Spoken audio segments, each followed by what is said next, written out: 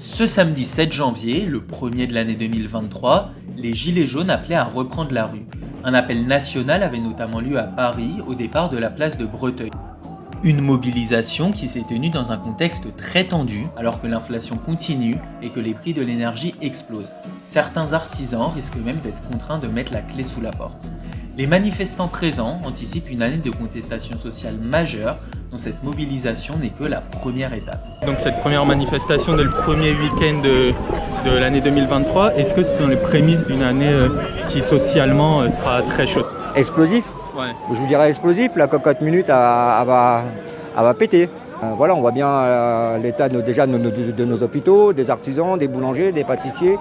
Donc, Vous pensez que tout ça, c'est des professions qui vont vous rejoindre, ceux qui aujourd'hui subissent des factures x10, x15, vous avez plutôt des échos? Mais avant d'être gilet jaune, ça reste des citoyens. Et je pense qu'on est dans le même combat. Hein. Il faut qu'on s'unisse. Nos revendications n'ont pas changé, les gilets jaunes. C'est le pouvoir d'achat, les retraites, pouvoir remplir son frigo dignement à la fin du mois. Voilà. Et arriver à joindre les deux bouts. Aujourd'hui, il y a des gens, le 15 du mois, leur compte est à zéro. Hein. Donc ça ne peut plus durer. Tout va mal dans ce pays, tout s'écroule.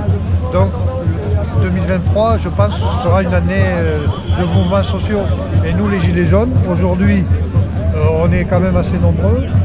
On va encore mobiliser en province, sur les ronds-points. Les ronds-points vont revenir et puis voilà, on y croit. Je pense qu'il y a une conjonction des colères et que fatalement, à un moment donné, ce sera insupportable. Je pense que ça annonce un point de non-retour.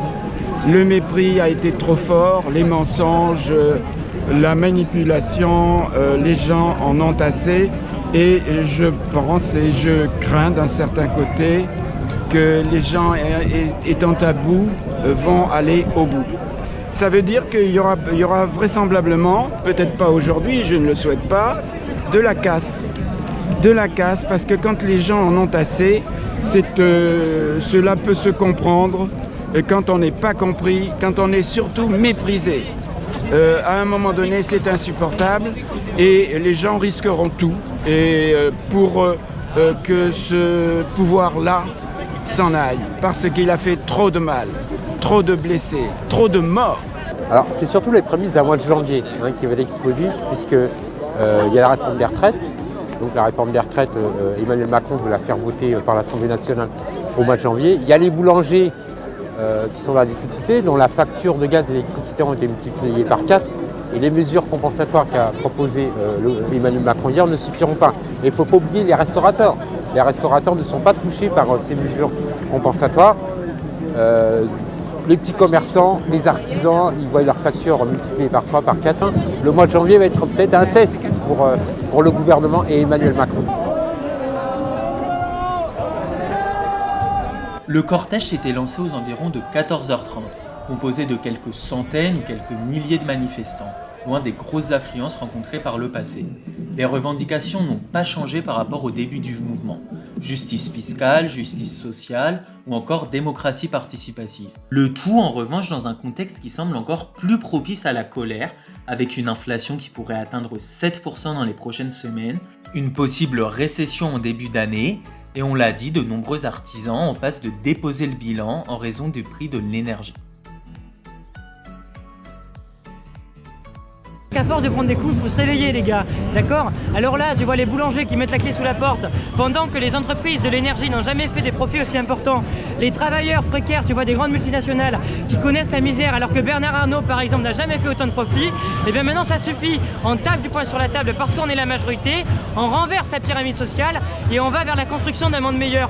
Pour l'honneur des anciens qui connaissent la misère et pour l'avenir de nos générations, des futures générations, qui doivent connaître un monde digne, qui doivent connaître la dignité, qui doivent connaître un air sain et un monde viable. Tout augmente, que ce soit l'essence, enfin tout augmente, la retraite qu'ils vont nous mettre, repousser. On perd tous nos droits, on perd tous nos acquis et tout le monde dit amen.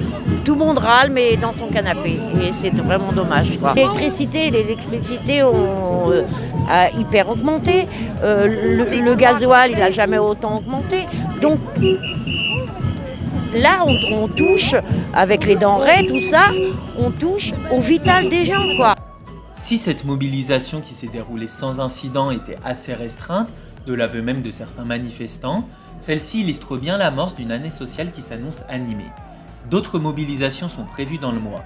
Les boulangers le 23 janvier prochain, la France Insoumise appelle aussi à manifester contre la réforme des retraites le 21 janvier. Cette réforme, qui sera présentée mardi prochain, le 10 janvier, par Elisabeth Borne, est d'ailleurs très impopulaire dans l'opinion publique, puisque 2/3 des Français déclarent ne pas en vouloir. La contestation devrait donc être au rendez-vous. Autant dire que tous les facteurs sont effectivement réunis pour avoir des manifestations d'ampleur dans les prochaines semaines.